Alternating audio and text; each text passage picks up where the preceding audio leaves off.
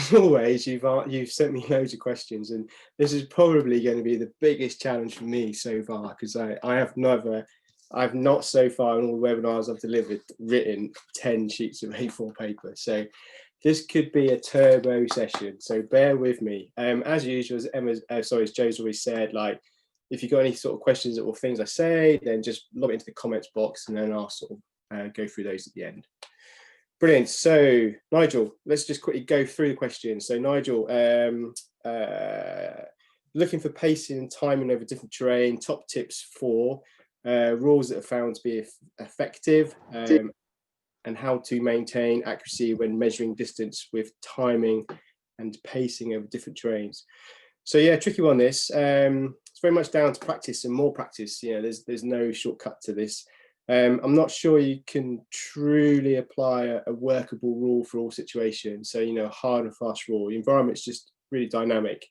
And if you think about like the map and you choose a navigational leg, so if for example, you chose a 200-meter leg, the map doesn't actually reflect the true nature of the terrain that you might actually have to negotiate. So you might have some level terrain, you might have some marshy areas, some thick heather, a steeper gradient, awkward rocky terrain, and so on, all of which may adapt your stride and therefore your pacing and timings. So a hard and fast rule doesn't, for me, I don't have one. It doesn't really fit too well because it's just such a hyperdynamic environment. But the other night I did this Nav Pourviz workshop, and within that I talked a little bit about some pacing exercises that would help in this sort of scenario. So it's just a little screenshot from the other night. So rather than sort of take up this evening tonight, so you could do one or two things. Wait for Joe to put it up online, or you can pop into there, and I've written a little bit extra to support the video. So if you just go to my website and look for the news tab, and then you'll find the night nav stuff that I wrote from the video the other night. So within there, you'll have some exercises based around this. But a couple of ideas, you know, you can apply timings to all sorts of exercise, and timings do work better, I suppose, on steeper terrain. So all I've done here, some of you might recognise this. This is the path from Pen y Gwryd up onto the Glyn Eye. So all I've done here is travelling from A to B. There's not really a great deal in there between the 2 points. You know, there's some subtle gradient changes, but nothing really else visible. And I've just applied like a horizontal height, a horizontal distance, 1500 meters, 4K an hour, 22.5 minutes. Vertical height, so something like 25 contour lines, 30 seconds contour line, and I've come up with a total time of 35 minutes. And what I want to just sort of go through this about is, you know, you choose your speed, you work out the horizontal and vertical time, and away you go. And I guess the big question is, like, am I actually walking at 4K an hour and 30 seconds contour? And that's a tricky one. You know, I can't give you the exact information, you know, how to do this. You just have to go and practice. But something that over time that I've worked out is, when I'm walking at 4K an hour and 30 seconds contour, I can hold a conversation with people all the way up. So even on this type of terrain, it's not particularly steep, but there's a few little steeper sections, but I can hold a nice steady conversation whilst maintaining my own pace. So I kind of use that as my benchmark, I guess. Now, clearly, if I can't chat, and I kind of like chatting, so if I can't chat, then I'm working a bit I'm moving a bit faster. And vice, on the other flip side of that, if I find myself chatting and stopping a lot, but whilst the group is still maintaining their speed, then clearly it's a slower pace. So, and I've just sort of worked out those sort of simple benchmarks, and I know what speed broadly we are then working against. So it's kind of like where you could practice on this is sort of these simple exercises, like on this particular map, and just sort of like go between A and B and sort of see whether it works out at 35 minutes. Are you quicker or are you faster? And then redo some calculations around faster or slower speeds, and also play around with vertical height. You know, do you put 30 seconds of contour on? Do you do a minute of contour, for example? And just kind of keep playing with these exercises. You'll soon gauge and remember the speed that you were walking at, and think, oh yeah, next time that's the speed I need to walk at. And for me, I just use it as the speed and the chat, the help of the group. But also within the leg time, so another idea, within the leg time, there's two types of time between A and B. You know, there's the actual leg time and there's the actual moving time, and they are very different things. The latter guides us in navigation and the former helps us manage the day and make decisions. So I talk about stopwatch management a lot. So it's pretty simple. You know, I've got a time of 35 minutes and I need to think about how I'm going to manage that stopwatch. And it's a good skill to practice. So if, for example, you stop for a break, you negotiate a gait or a style, then the moving time needs to be stopped. And certainly on assessment, I've seen lots of folk time a leg really well, but then poorly manage the watch. So if I was to talk you through this, for example, so I've got this leg A to B, and I've worked out from the map, done my maths, and it's going to take 35 minutes. So we've got not a lot else in between. So between A and B, there's not really anything distinguishable up that slope. Like I say, there's a few subtle gradient changes, but there's not really great else until I get to my objective, which is this sort of like confluence of a couple of streams where the path crosses, etc. So we decide it's going to take 35 minutes and off we go. 35 minutes arrive and the objective doesn't appear. So confusion sort of sets in. We carry on slowly and then stopping regularly to relocate. Now, if you had to put poor viz in this as well, I think that would be makes the picture really real.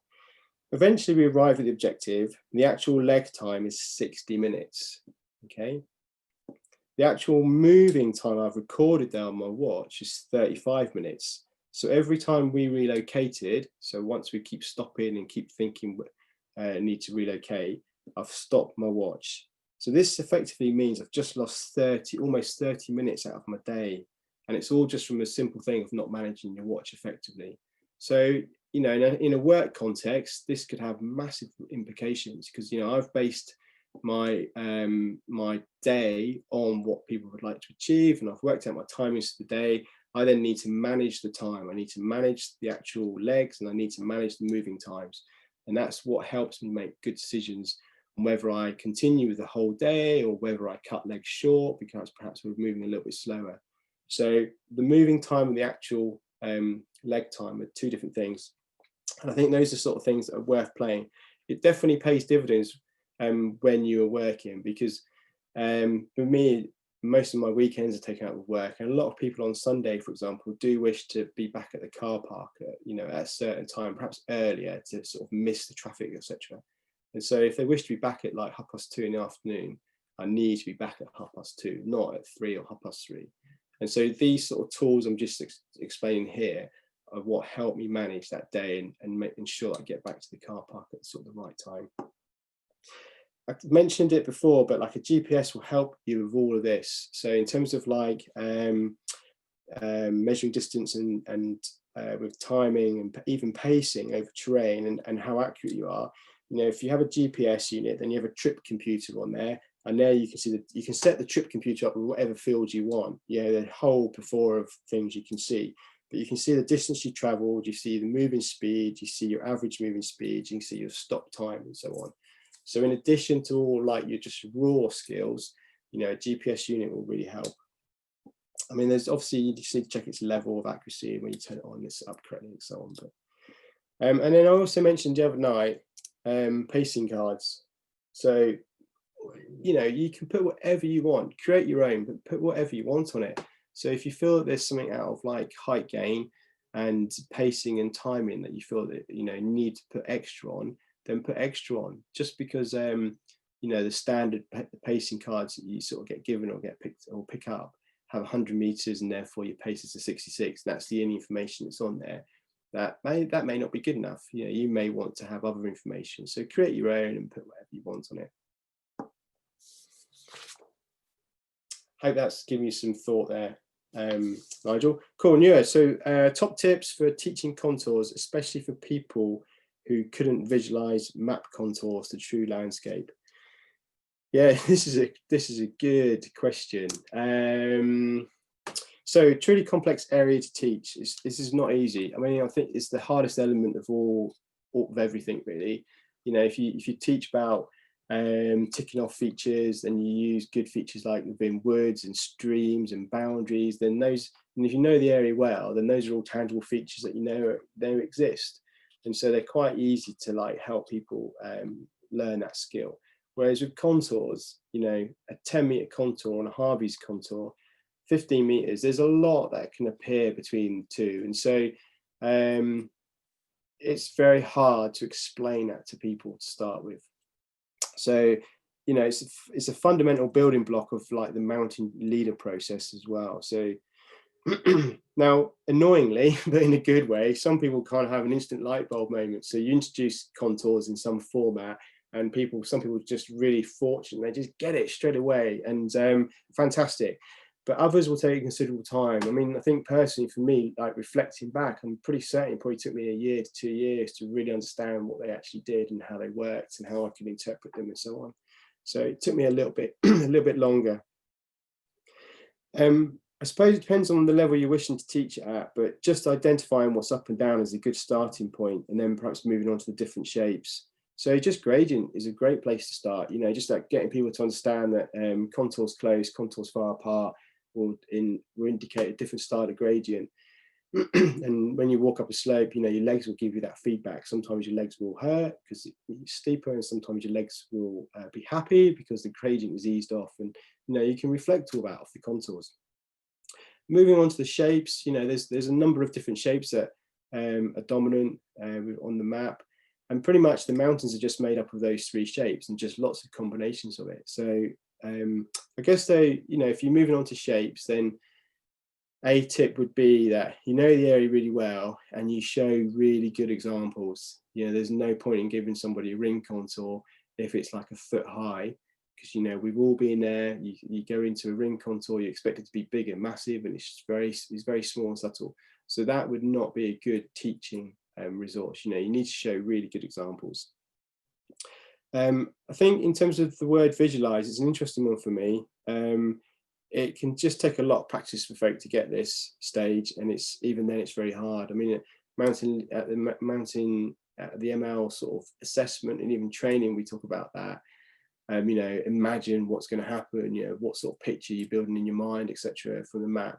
But you know, keep coming back to that, between 10 and 15 meters between the different types styles of maps, a lot can occur. So the visualization process, even for us as experienced mountain walkers, is really hard in complex terrain. So I kind of bring that in much later. I think, you know, how to identify them, how it influences our navigational choices are, and areas that we need to have a really good understanding of. And then considered use of resources and examples of contours in the ground is essential, with really good explanations. There are just a few suggestions, and I was just chatting to Joe before we came on. This is a really meaty question, and probably I won't, but like, you could run a 2-hour session on this. I think we'd all be a bit bamboozled with brown squiggly lines, but the best place for this is on the hill, without a doubt. And so, you know, I run a sort of contour masterclass, which I know quite a few of you have attended over the years, and it's a whole day of 6 hours or so of just looking at brown squiggly lines and nothing else, using the map that's in the middle here. It's not something that I can explain in the limited time tonight. It's sort of each individual part needs to be built up in a progressive manner. So yeah, physically being on the hill is the best place. So hopefully that's given a few little suggestions. Appreciate I've sort of skirted through that quite quickly. But another question for you is, what are your tips for gauging distance in real landscape? Yeah, this is a good one. I like this. Okay, so we've got a little ridge here. This is in the Mulwins actually, and so like where I'm stood and taking a photograph from, yeah, let's just say I want to like imagine or estimate a distance between me and the target, which is sort of the end of this spur. So there's a couple of options really, and I guess that some people, you may have heard people talk about like use something that's familiar in your life. So, you know, whether it's like your tennis court or a football pitch or anything, you know, some people talk about houses and ladders. I mean, that sort of beats me a little bit, but use something that's familiar to you, and then work that feature through towards that feature like this. So imagine this is a swimming pool. Sorry, this is the best I could do. But imagine this is a swimming pool. So, if you go swimming every week and it's a 25-minute pool, then I guess you'd probably have a pretty good idea what 25 meters is. You know how many strokes it takes, etc., and you have a good feel. So essentially, you stand here and you imagine swimming pools, stack those swimming pools up, and you get a total distance of X. Okay. Another option. I tell you what, the weirdest one I came across with this over the years is somebody who worked in the highways department of his local authority for like all his life, and curbstones. He could look at anything and he could estimate how many curbstones were between A and B, and then like translate that into meters. I mean, that's what he did for a job. He'd turn up on the road and work it out. And I've never come across anyone as accurate as him. Absolutely incredible. So, in terms of like what is relative to you and what you're familiar with, it does work. Another option could be this. So sort of little stages. So for me, that rock is X meters in front of me. That one's extra few meters, add them together. There's another like 10, 15 meters. So you're kind of like just working your way towards your objective in increments, small little increments, and then you get a total distance. And certainly in this photograph, I've also got something to give me perspective as well. So things like boundaries and buildings and people give me a sense of perspective. So it helps me with my distance perspective. But the idea of the increments seems to work really well. The thing to do would be to, go and enjoy your mountain days out, have a bit of lunch and just challenge yourself, have a bit of lunch and go, that end of spurt, how far away is it? And use something, one of these techniques perhaps, and come up with distance. And then once you've got that distance, measure it on the map. And then hopefully they'll be pretty close. So, this is off the back of Morin Mawr. Orange is where I've taken the photograph from. Red is like the objective. Lob your compass on, and then you get a total distance. And then if that's similar to your guess, the more you do this, then the more accurate you'll become. Definitely start small, keep it progressive, don't go too mad. Don't try and choose something in the valley there, because you're just never going to get that. Just keep it simple, keep it small, and just work your way out over time, and you will get this really quickly. Brilliant. I hope that's given you some ideas on that one. Edith. So Edith, yeah, thanks Edith. Good question. This, you live abroad, live in the Austrian Alps, very nice. Not jealous at all. What's my experiences with navigation skills, approaches to teaching, training nav across cultures?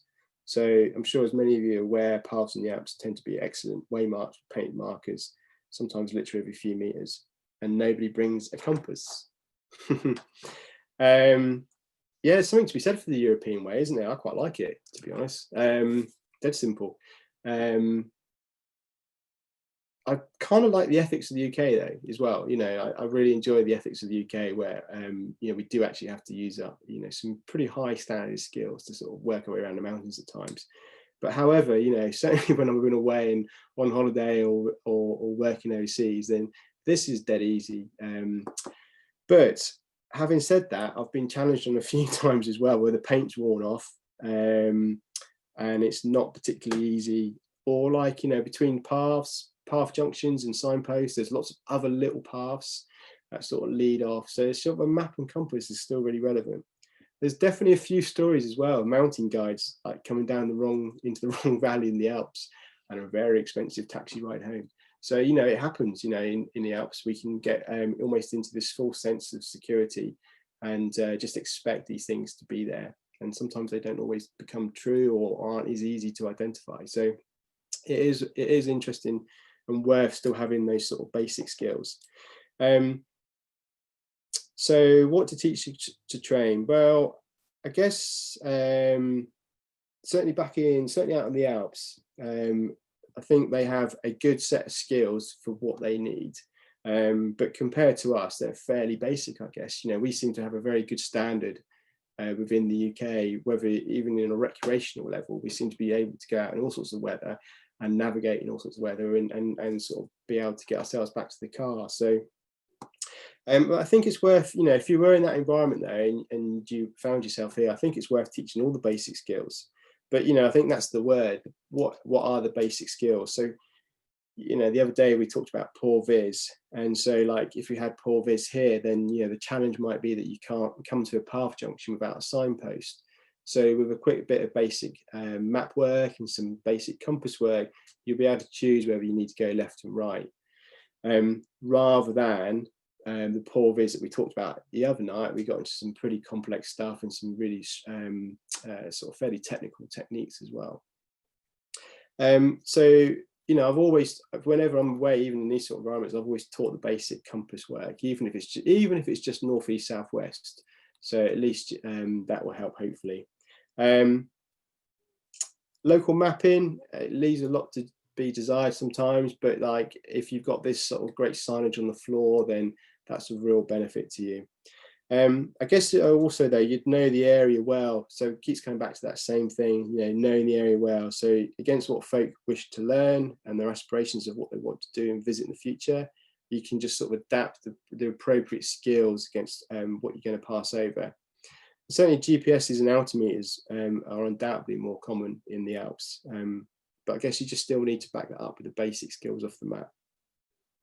I mean, certainly some parts of the world I've been to, certainly in more the remoter areas, the less distinct paths are way marked by really small cairns, and it takes a while to get your eye in to spot them. And they're deliberately like not built up or anything. They're just literally 2 or 3, 4, 5, 6 bits of stone all just jumped up on top, put on top of each other. And it's not in a guidebook, it's not on a map or anything. So, and I only found out just those sort of like ways through the mountains by chatting to the locals. So yeah, it's an interesting one, that. Hey Ali, I hope that's sort of answered a few things for you. Brilliant. Perry, issue I found struggling with on daytime nav is estimating distance by sight when navigating by contours. Any tips, or is it just practice? So hopefully I've answered that question in the previous one, but yeah, practice. I'm going to wrap this up tonight with those sort of words anyway. Okay, Lizzie. Lizzie has gone down the GPS route, which is it's been bounced around for quite a few years now. I suppose if anyone who remembers the Magellans, when they first sort of came out, the big house bricks, and accuracy was a bit dubious at times because they were still coded, but they were sort of like, I suppose, the start of like the revolution in many ways. But the technology is here, and it's here to stay, and it's brilliant. It's absolutely brilliant. So her question was, what are your thoughts on handheld GPSs such as the Garmin eTrex? Are they a useful navigating tool, and in what situation? Brilliant. Well, yeah, they're brilliant. So if you haven't got a GPS or mapping software on your phone, then you need to consider investing. It should be part of your leader kit. And I'm not going to sort of go through the pros and cons tonight, but essentially it's another part of your navigation toolkit, okay? And we use them when it's appropriate. In terms of the investment, yeah, I think that's probably the investment, and then sort of the knowledge of how to use it are the two sort of key areas that sort of people weigh up and take time to think about. But these days, the smartphone on the left here is just using ViewRanger. ViewRanger is not expensive. Most people have a smartphone, and straight away you can have a level of mapping on your phone which will accurately locate you. Whereas the GPS units, you are considering investing in a few £100s or more here. They're quite expensive. So certainly the software on the phone is a really good interim move. In terms of people like to sort of discuss around battery life, etc. There's simple ways to manage batteries. There really are. Turn the thing off, put it on airplane mode, carry a small battery pack. And also, I've just seen your comment, Tony, saying you've still got Magellan GPS 310, still working. Fantastic. Yeah, coming back to the smartphone. So in terms of battery, I've mentioned that, but in terms of the accuracy, like incredible, absolutely incredible. Smartphones are really, really accurate. I mean, there's always going to be limitations to this sort of stuff. Of course there are. But, I've been out in all sorts of conditions, in all sorts of deep valleys and deep woods and all these other bits and pieces. with a smartphone and one of these GPS units, for example, and it is as accurate as the other one. So, you know, I've got complete confidence and faith in my smartphone, for example. So I think from a cost point of view, it's a no-brainer. It's not expensive. So as to which one, so Lizzie mentioned Garmin eTrex, which is the one on the right-hand side. It's a small unit. So in terms of branding, there are other brands in the market. Okay, I've always used Garmin, so hence kind of using it tonight. But there are other brands in the market, so you just need to do the research which works best for you. Entry levels will have good functionality. You may not be able to get OS mapping on them. The size of the screen might be quite small, the antenna might be smaller, so things will load more slowly and so on.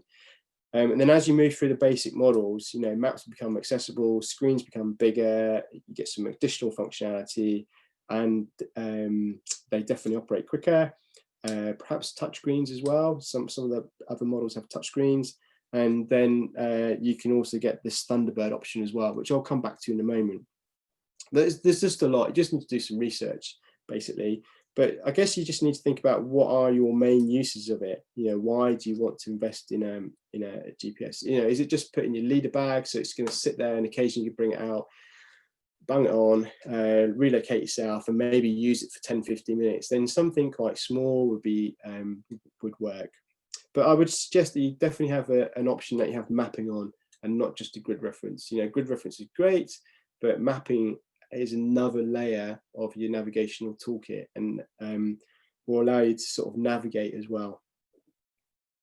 Other things like, you know, winter, and I'll come on to someone's question about winter in a minute, but buttons or touchscreen. So in winter, touchscreens are limited. So I know you can get gloves for your smartphones and stuff with touchscreens, but honestly, like, your hands aren't going to stay toasty in Scotland in those.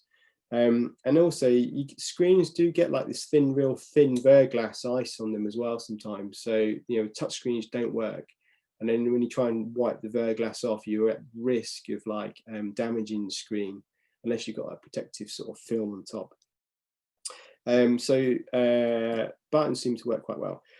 And then, you know, are you going to use it just in the UK, or are you going to use it overseas? Because like, you need to sort of think about like, does the brand that I wish to buy, can I access the maps that I might visit those countries? Okay. So back to the two sort of Garmin models I've got here. One's obviously a bit more advanced. So the middle one has got a bigger screen, bigger antennae, more buttons, whereas the eTrex 30 has got the little buttons on the side, etc., and a smaller screen. And it is generally a little bit more clunky. It's a bit slower to load, etc. So as I move the cursor off the page, for example, it takes a few more seconds for sort of like the cogs to turn and sort of the map to move. And then what we have in the middle here is this as well. So this is a sort of fairly new technology. I think we're getting to a stage where sat phones with GPS technology, etc., will become the gold standard. We're not quite there yet, but almost. So this is an incredible piece of kit. It works on like a big rescue center in America. So essentially, if you lift that lever and press the button, it sends a signal, and then ultimately, like a mountain rescue team within the UK or a mountain rescue service within the country that you're in would be informed. But they'd also have clear, concise information about the nature of like the problem, because like this particular model offers a texting service between the rescue coordination center. So it means that there's like a real like conversation that happens via this technology. So it doesn't really matter where you are in the world, you will be able to initiate some form of like help. There's limitations to GPSs, of course there are. So, you know, you just need to bear that in mind. But it's kind of why I use it, because, you know, I kind of go overseas and do sort of go into sort of slightly remoter places. So it's just another form of a backup for me, really. So yeah, I like big screens. I like buttons. You know, I do things in winter, so I want buttons, and I like big screens. But like I say, borrow friends, pop into your local shop, do lots of research. There's loads of stuff in the forums. There's lots of brands. There's lots of models. It's pretty bewildering, I'll be honest with you. So borrowing kit from other people is a great way to sort of like work out what you're after. And then, you know, these are all different battery systems as well. So batteries is another consideration cost. But check out the MTA page. So they do a fantastic deal on Garmin models. Honestly, like, it's limited, you don't have the full range, but like, brilliant, like, amazing. And Christmas is coming, don't forget. So, one thing I would say though is, if you do invest in one, please take the time to understand how to set it up properly, how to use it, and how it would work for you in conjunction with the map. So just wander around your local streets and get used to it. You know, just practice with it.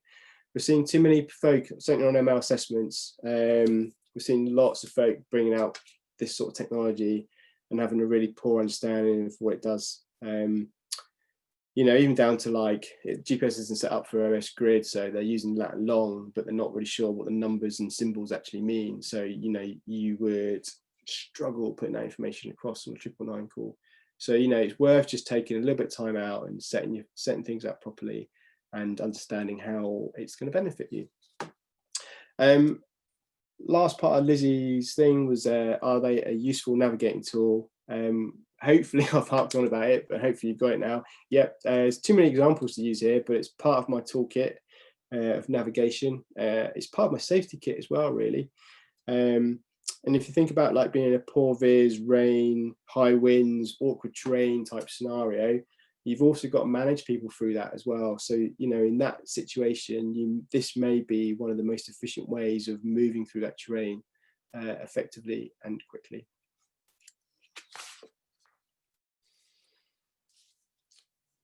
So Lizzie's asked the same question about altimeters.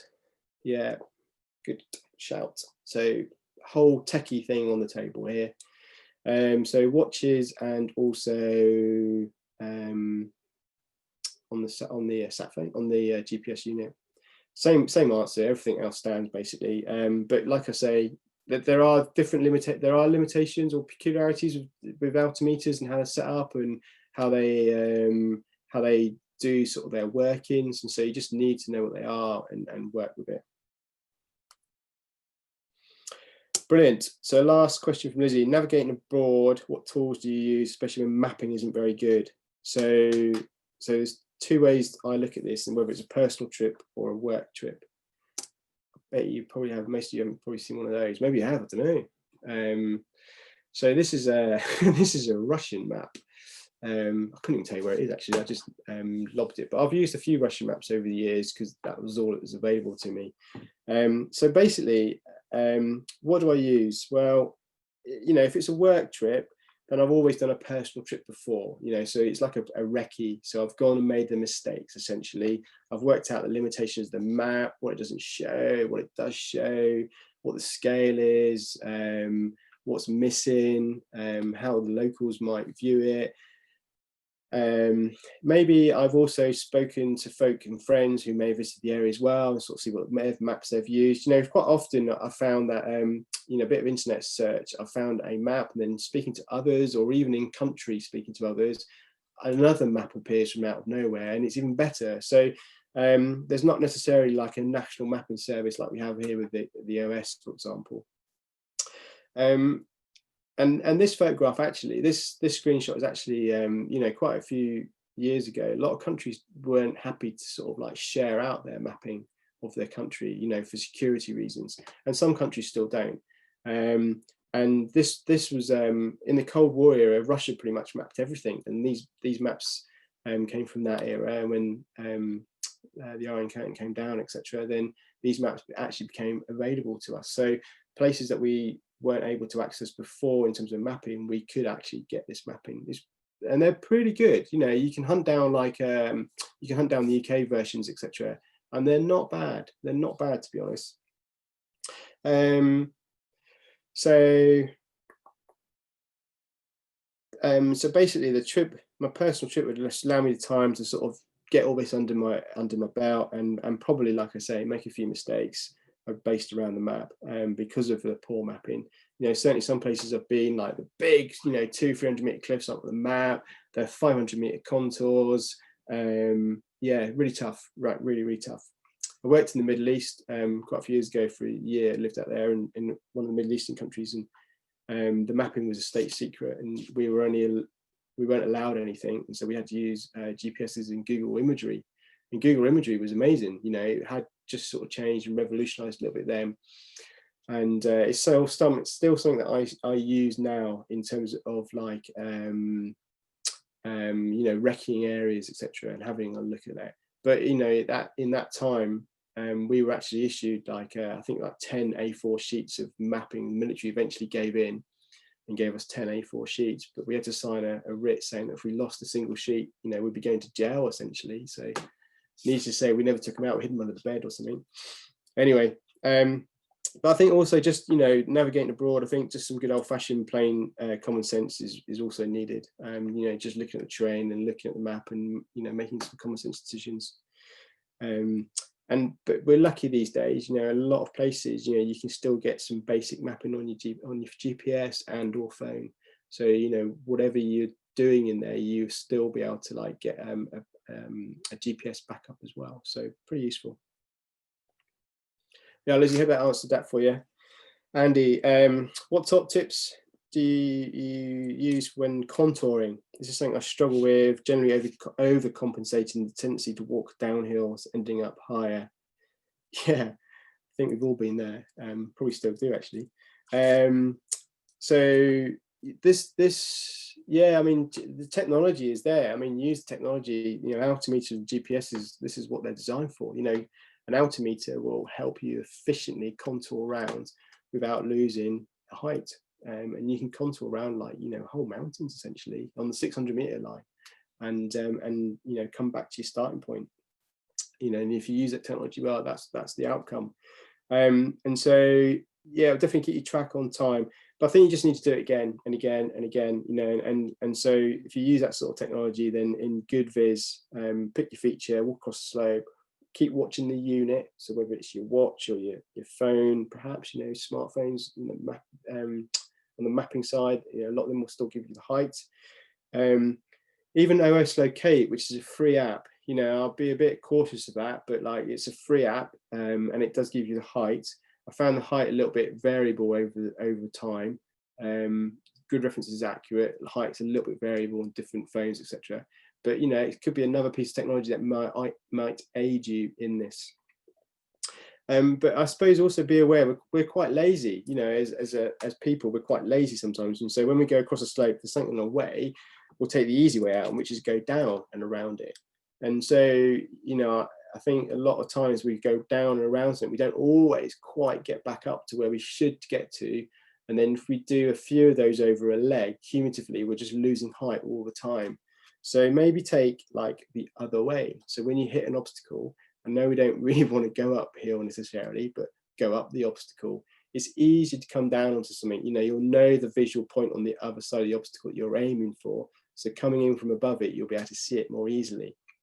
So it's a little bit harder on your legs, but go up and around obstacles rather than go down and below them. Brilliant. Patrick, what on the ground practical exercises can one do to improve interpretation of contours and use to actually move around the hillside at a given height? So there's probably a couple of questions there I've already answered, but like I say, just to reiterate, it's pretty complex contours, but again, just reiterate, like gradient changes and shapes and doing it in easy, non-complex terrain is a good idea. So, you know, if you're looking at contour interpretation, so there's a couple of the maps there from different parts of the world, and even the grid squares are random. Some of those aren't actually kilometer squares, they're like 5 kilometers, etc. Yeah, pretty it takes a while to adapt. Anyway, coming back to contour interpretation. So, you know, I think, you know, we start things easy, and this is actually not what I would consider particularly complex terrain, but for a beginner could be complex terrain. So you need to start somewhere very, very easy. This is just above Penna Pass. So where the road exits the screen at the bottom is essentially Penna Pass, Youth Hostel, and behind it you've got like this plethora of like beautiful, really good solid contour features. You know, these ring contours are big, they're all pretty obvious, they're very distinctive, so they're good. They are good features to sort of like introduce people to like a ring contour, for example. And then there's lots of other features there too. But I'm trying to like, but certainly between like Penna Pass and sort of heading northwesterly direction, it's a fairly uncomplex terrain. Heading sort of like the other way northeasterly is getting a bit more complex. But I'm looking for like non-complex, simple terrain with really good features that are easily identifiable. Brilliant, rattling through them, brilliant. So Julia, looking to do winter ML training next year. There's a couple of syllabus elements you've highlighted. Can you provide more detail around these points? So basically, the syllabus point is demonstrate a practical awareness of the use and limitations of electronic navigation.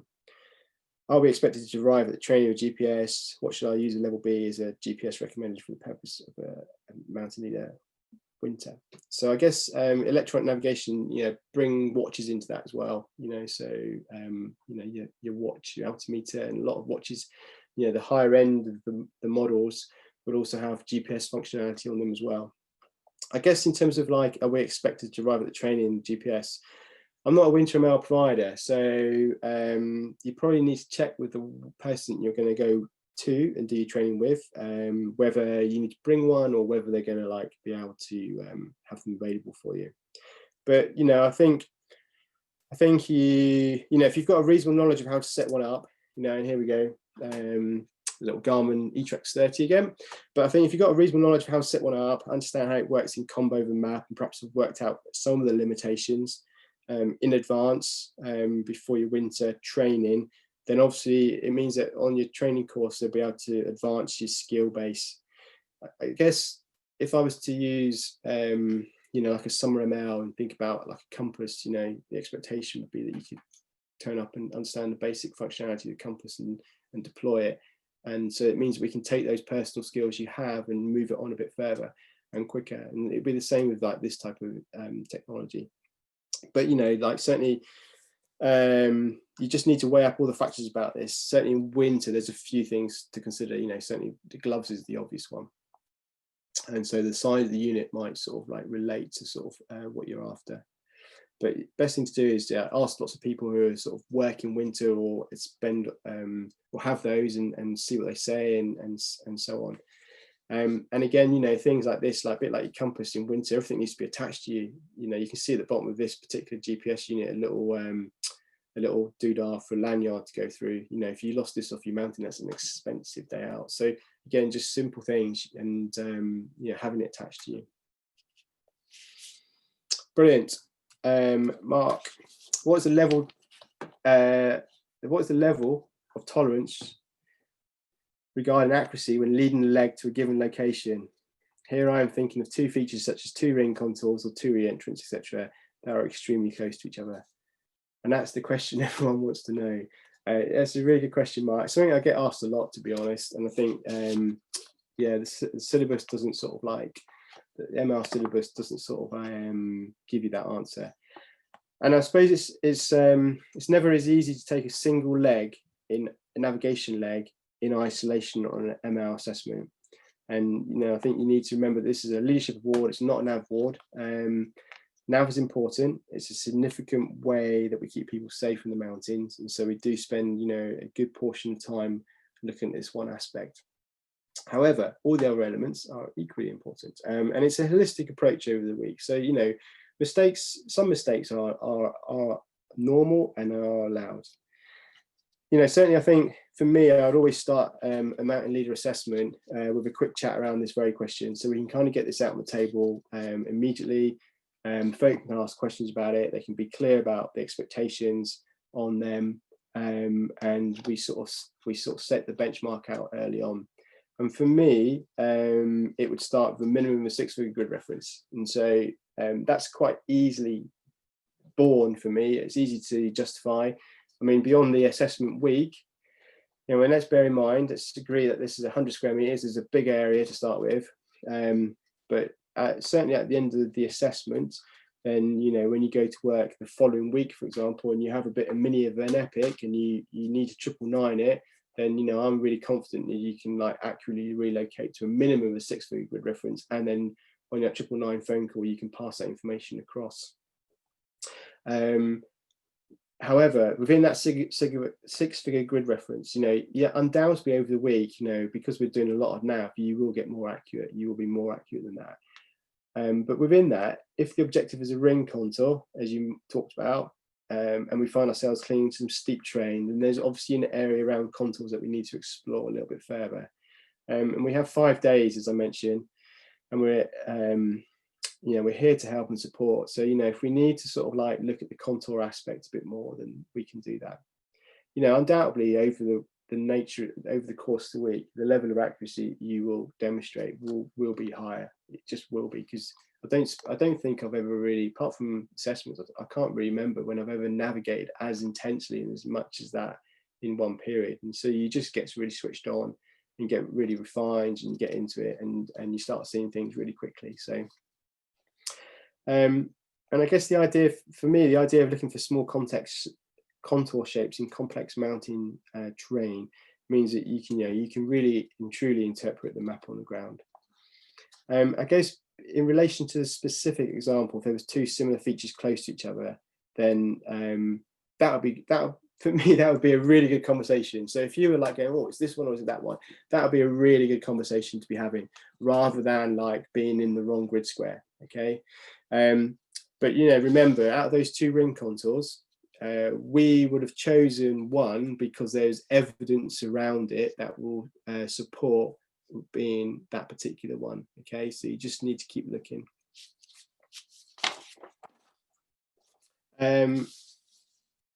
Mark's second question, in relation to the 5-day assessment, is every day seen as a separate entity, or is the general level of accuracy considered regarding the final decision?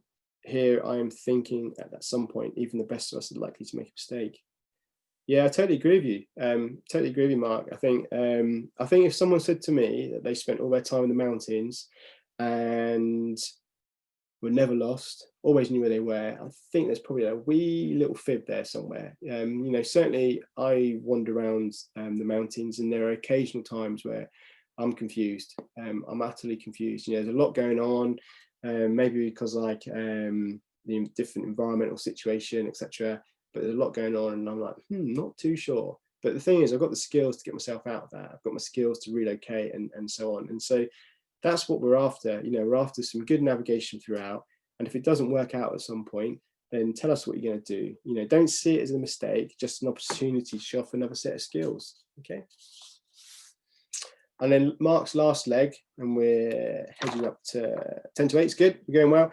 So leading the leg, no, we're not allowed to discuss the intended location with the other candidates, but are we permitted to outline our strategy to assess this so they are aware of our intention? Here I'm thinking that quite often there are several options available to a given location, therefore it would be a benefit for the assessor to know which options be chosen. Yeah, absolutely. Yeah, I like a good chat, so I'm happy to chat all the time if you want.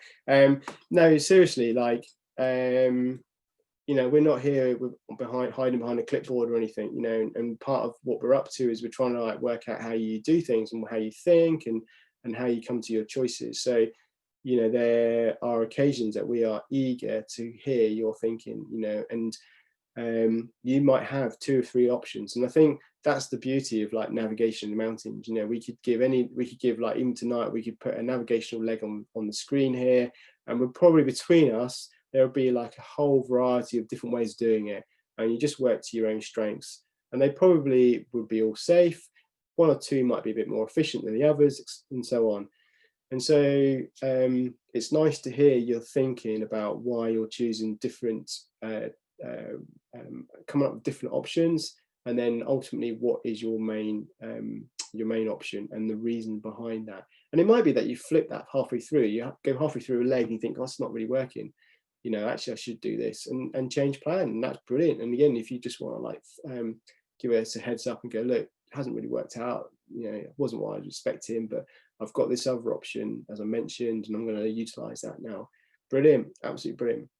And it's much easier for you, much easier sometimes if we get that, because it means we don't have to sort of keep asking all the time.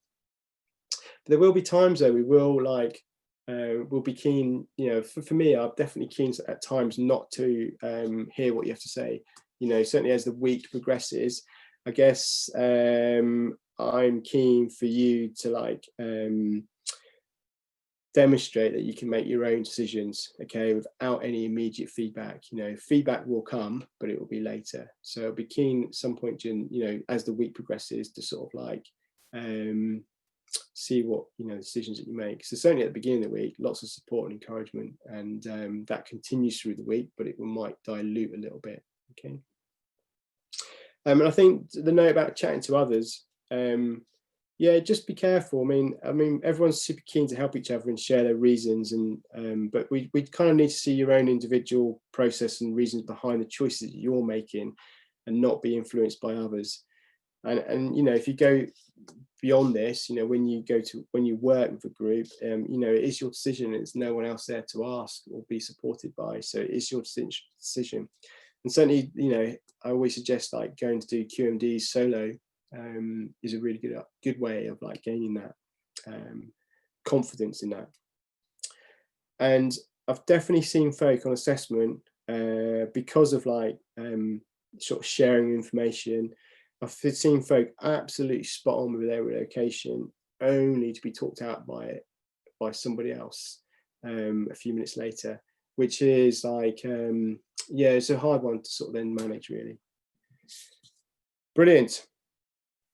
It's kind of hard to wrap up tonight. There's been lots of like questions that sort of in different directions, really. So but you know, one of the things that I've mentioned a lot in one way or another is practice. And you know, there are no shortcuts to this. You know, whether you're working towards an award or whether you're upskilling, you know, sometimes mistakes are made, and I don't see things as a mistake. I see them as an opportunity. So hopefully you've enjoyed that sort of like blast through.